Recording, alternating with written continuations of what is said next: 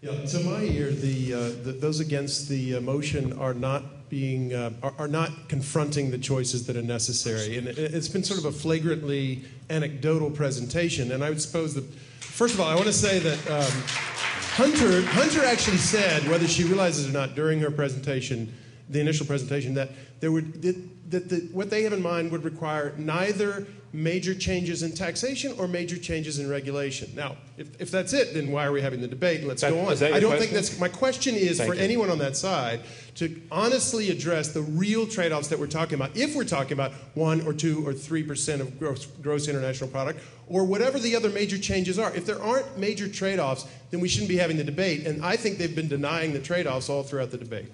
Oliver Tickell, I have got to agree that there are trade-offs. And that there are some aspects of moving to a low-carbon economy which actually produce a net gain, your negative cost, low-hanging fruit, but there are other areas where there are real costs, at least in the short term.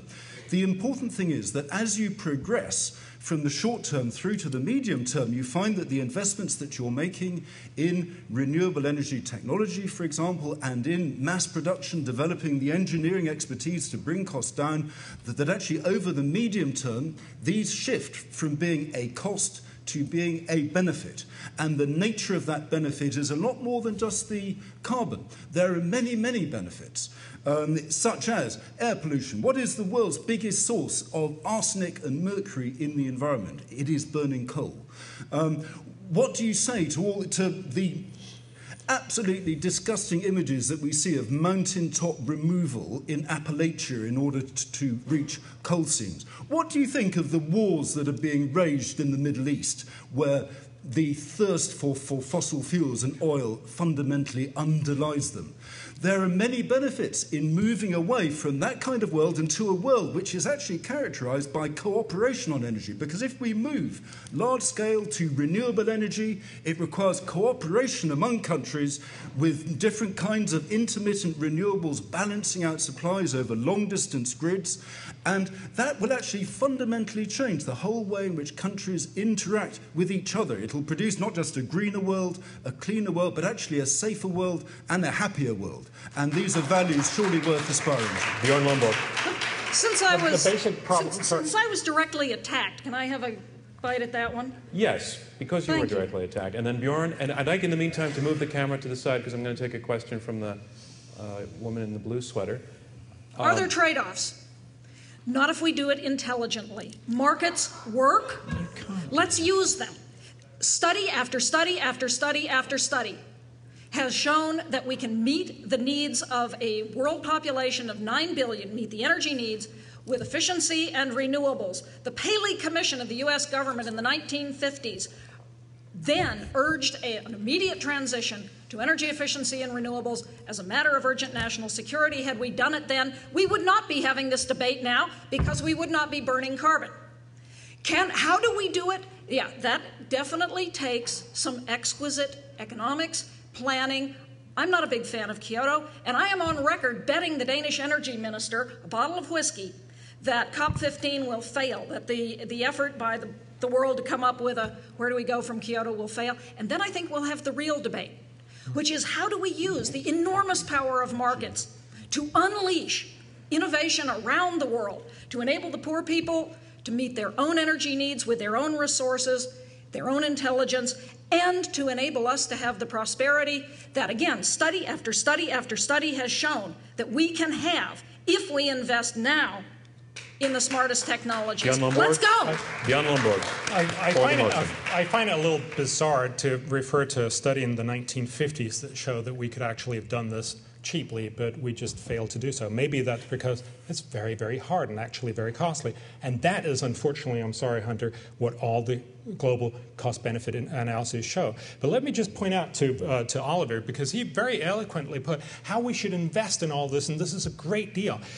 Notice what Germany has done. It spent $156 billion on buying very inefficient solar technology. The thing I don't understand is why didn't they just invest 1/10 of that in actually making solar panels much better?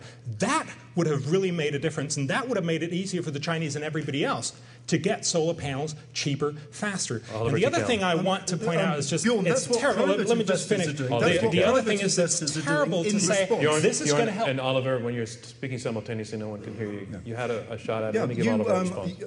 Bjorn, you just asked me a question and I have an answer, which is that that's what private investors are doing. This is what the solar power companies are doing, is they see, here is the demand from Germany, and therefore they are investing. This is private investment. This is companies investing because they see a market. And that is why the New York Times reported today that the cost of solar panels is falling dramatically. No, the International Energy Agency has actually shown that the investment in renewables have gone down, not up globally. And I'm sorry, that's because we're so focused on cutting carbon emissions that everybody worries about how we can get through the next 5 years, not how we're going to get through the next 50 years. Investment in everything Question is from the collapsed. front It's called the left. credit Sorry. crunch, Bjorn. Oliver, please.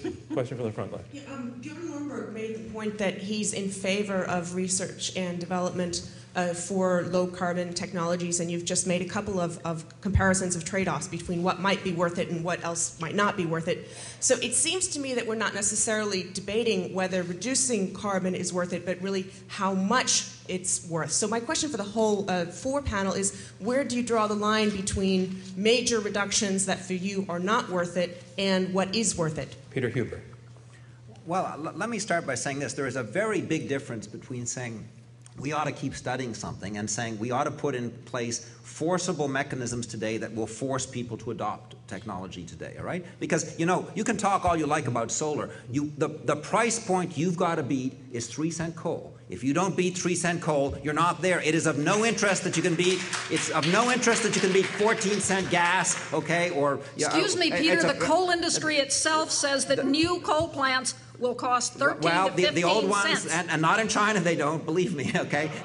Yes, they the do. marginal cost of coal generation is minuscule, and that's your price point. Now, researching to see if you can beat it someday, I'm a techno-utopian. Anybody who reads anything I say, I love technology.